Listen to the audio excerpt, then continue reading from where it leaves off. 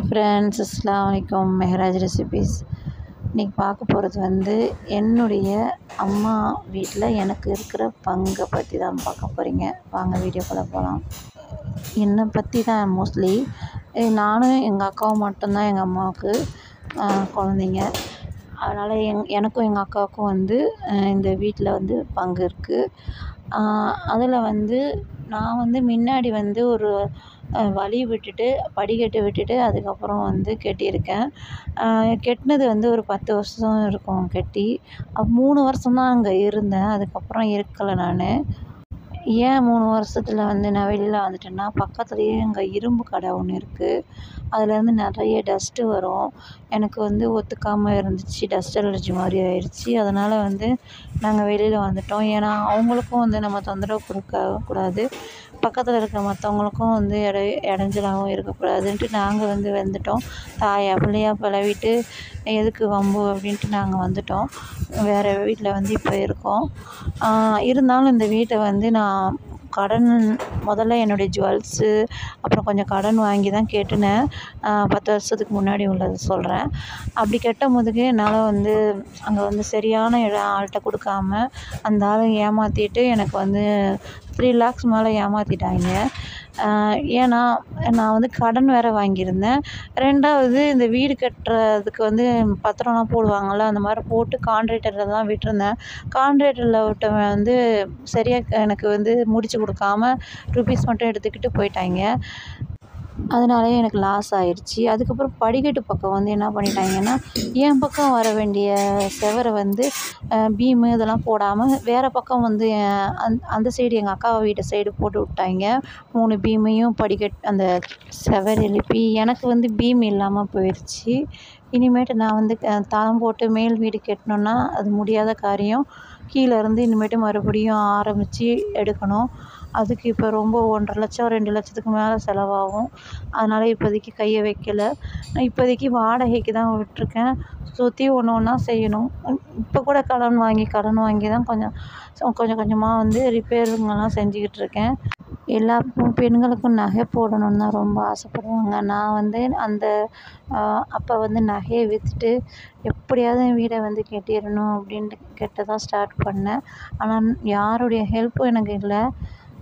அதே மாதிரி என் ஹஸ்பண்ட் மூத்த மகன்றனால அவருக்கும் ஹெல்ப் பண்ணுறதுக்கு ஆள் இல்லை. அதே மாதிரி எனக்கும் நான் லாஸ்ட்டு பொண்ணுன்றனால எனக்கும் ஹெல்ப் பண்ணுறதுக்கு ஆள் இல்லை. இப்போயுமே டைல்ஸ் போடுறதுக்கு வெறும் கூலி மட்டுமே 17,200 வந்திருக்கு. ஏன் அப்படி சொல்கிறேன்னா, அதாவது நான் ஒரு நாள் கூலி, ஒரு நாள் வேலை பார்த்தாங்கன்னா அன்னநாடு கூலி கொடுக்குற மாதிரி தான் நான் ஆள் கூப்பிட்டு செய்ய சொன்னேன். ஏன்னா ஸ்கொயர் ஃபீட்டுக்கு கொடுத்து இந்த மாதிரி கான்ட்ராக்டர் மூலியமா பண்ணது தான் எனக்கு ரொம்ப சொதப்பலாயிருச்சு.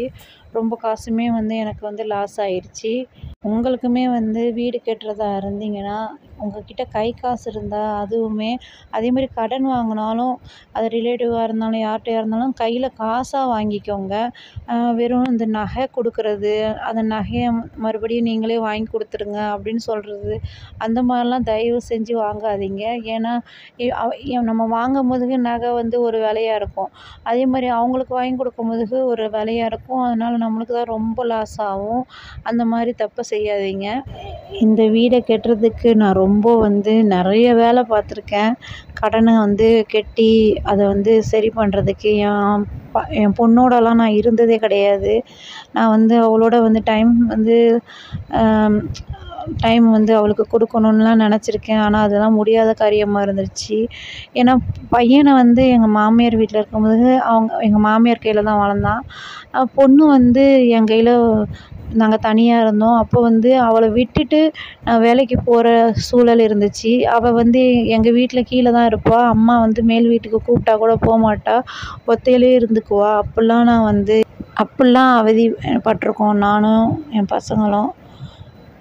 இவ்வளோ நாள் கடன் கட்டிட்டு தான் இருந்தேன். அதுக்கப்புறம் தான் இப்போ என் பிள்ளைங்க படிப்பு, காலேஜ் படிப்பு, ஸ்கூல் படிப்புன்னு அதுக்கு ருபீஸ் போயிட்டு இருந்தது. அப்புறம் கொரோனா இப்படின்னு ஒன்று ஒன்றா வந்துக்கிட்டே இருந்துச்சு. அதனால் எதுவுமே சரி பண்ண முடியாமல் இருந்துச்சு. சரி, கொஞ்சம் கொஞ்சமாக கடனை வாங்கியாவது எப்படியாவது டைல்ஸ் போட்டுட்டு கொஞ்சம் நிறைய ஒர்க் இருக்குது இன்னும். முன்னாடி சைடில் பூசணும், பீம் எடுக்கணும். இந்த மாதிரி ஒரு வேலையாக கொஞ்சம் கொஞ்சம் ஆற போட்டு செய்வோம் அப்படின்னு இருக்கேன். அம்மா வீடுமே வந்து மேல் வீட்டில் வந்து சிமெண்ட் ஓடு தான். அம்மா மேலே இருக்கிறாங்க. முதல்லையுமே அம்மா வீடு வந்து ஓட்டு வீடு தான் இருந்துச்சு. அந்த காலத்தில் சீமை ஓடு சொல்லுவாங்கள்ல, அந்த மாதிரி வீட்டில் தான் இருந்தாங்க. சுற்றி மரங்க இருக்கும். அதனால் வந்து அவிச்சலே இருக்காது.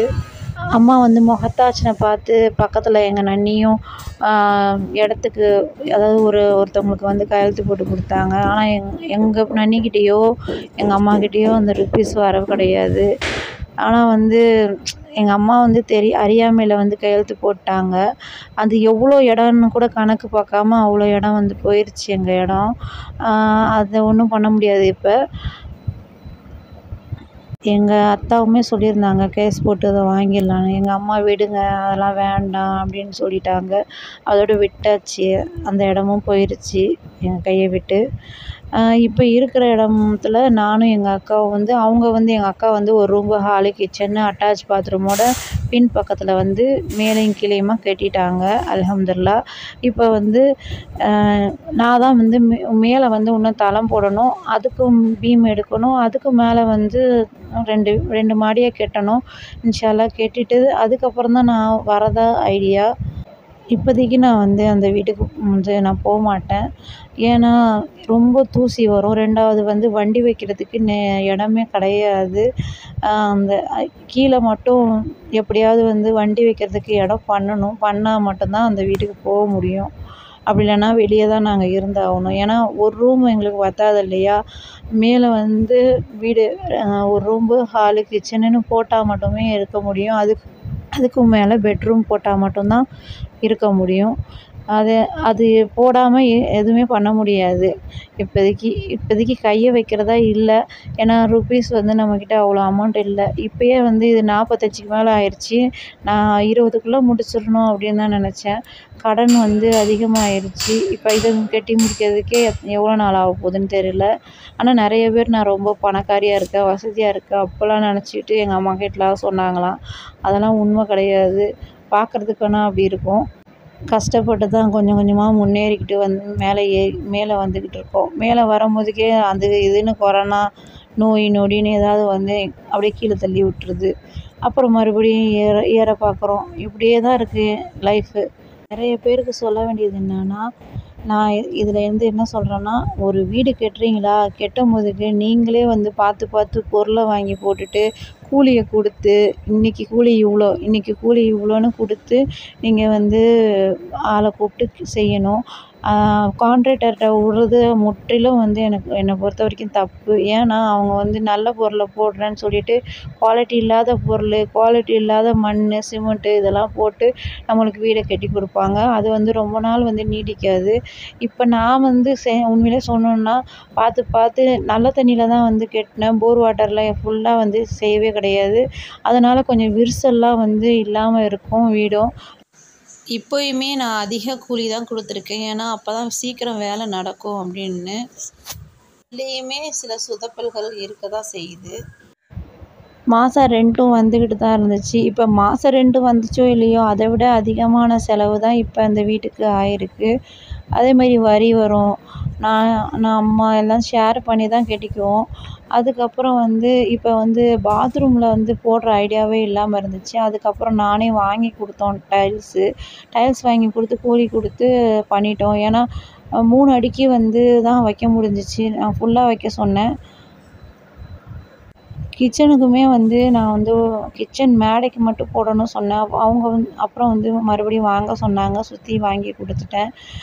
அதுக்கப்புறம் இந்த டைல்ஸும் வந்து கொஞ்சம் ருப்பீஸ் வந்து அதிகமாக தான். மார்பிள் டிசைன் டைல்ஸ் இது.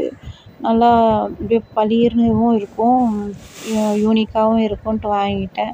அதேமாதிரி இது காலுக்கு போடுற, அதாவது ஃப்ளோருக்கு போடுற டைல்ஸ் தான் வாங்கினதை வந்து அதுக்கும் போட்டு விட்ருங்கன்னு சொல்லிட்டேன். ஏன்னா வழுக்காமல் இருக்கும்ன்ட்டு. மேலே வந்து வேறு டைல்ஸ் வந்து ஒட்டிக்கலாம் இன்னும் கொஞ்சம் நாள் சென்றதுக்கப்புறம், பைசா வந்ததுக்கப்புறம் அப்படின்ட்டு. இது வந்து மேலே வந்து போகிறதுக்கான படிக்கட்டு. ஏற்கனவே வந்து நான் கட்டும்போதுக்கே மேலே வந்து போகிறதுக்கு படிக்கட்டை வந்து போட்டுட்ருந்தேன். அதேமாதிரி இந்த செவரை தான் நான் சொன்னேன். அந்த சைடு வந்து பீமை வந்து வச்சு விட்டுட்டாங்கன்னு சொன்னேன் இல்லையா அது. அதுக்கப்புறம் அதுக்கும் மேலே வந்து எங்கள் அக்கா அவங்க வந்து படிக்கட்டு போட்டிருக்காங்க. கீழே வந்து 2 படிக்கட்டு 2 இதுக்கு படிக்கட்டு நான் போட்டிருக்கேன். அதுக்கு மேலே வந்து அவங்க போட்டிருக்காங்க அப்படி. அதுக்கப்புறம் வந்து இந்த இடம் ஃபுல்லாக நான் சுத்தர பூசலை. மேலே கூட தளத்தை கூட நான் பூசவே இல்லை. என்கிட்ட அப்போ பைசா அறவே இல்லாமல் கடனில் மூழ்கி போயிருந்தேன். கொஞ்சம் கொஞ்சமாக கடனை கட்டி இப்போ தான் வந்து கொஞ்சம் சரியாயிருக்கு. இனி தான் எல்லாமே பூசணும். அம்மா வீடு கூட தளம் போடாமல் தான் இருக்குது. அதையும் வந்து தளம் போடணும். இப்போ வந்து எல்லா வேலையும் முடிச்சுட்டாங்க உள்ளக்க. நான் அதை கழுவி விட்டுட்டு கொஞ்சம் க்ளீன் பண்ணிவிட்டு பெயிண்ட் அடிக்கிற வேலை இருக்குது. அதுக்கப்புறம் ஒயரிங் வேலை இருக்குது. அது செய்யணும். ஏன்னா ரொம்ப நாள் ஆச்சு ஒயரிங் பண்ணி. அதான் 10, 13 வருஷம் ஆயிடுச்சு. அதை ஃபுல்லாக மாற்றிட்டு இப்போ மறுபடியும் ஒயரிங் பண்ணணும். 2வது இப்போ தண்ணியும் வரலைன்னு சொல்லிட்டு இருந்தாங்க போர் வாட்டர். அதையும் வந்து பார்க்கணும். போர் வாட்டர் என்னாச்சுன்னு தெரியல. நிறைய பைப்பு லைன் கொடுத்தோன்னே தண்ணி ஒரு பொட்டு கூட வரல. அதையும் பார்க்கணும் என்ன ஏதுன்ட்டு ப்ளம்பரை கூப்பிட்டு. அதுக்கப்புறம் வந்து இப்போ இருக்கிற இது வந்து இப்படி தான் இருக்குது லுக்கு. நான் வந்து நிறைய சிமெண்ட் வேறு மிஞ்சிருச்சு மண். அதெல்லாம் உள்ளே வச்சுருக்கேன். என்னுடைய வீடியோ வந்து உங்களுக்கு பயனுள்ளதாக இருக்கும். என்னுடைய வீடியோ பிடிச்சிருந்தா சப்ஸ்கிரைப் பண்ணுங்கள், பெல் ஐக்கானை கிளிக் பண்ணுங்கள், ஷேர் பண்ணுங்கள், லைக் பண்ணுங்கள், கமெண்ட் பண்ணுங்கள். பாய். அஸ்ஸலாமு அலைக்கும்.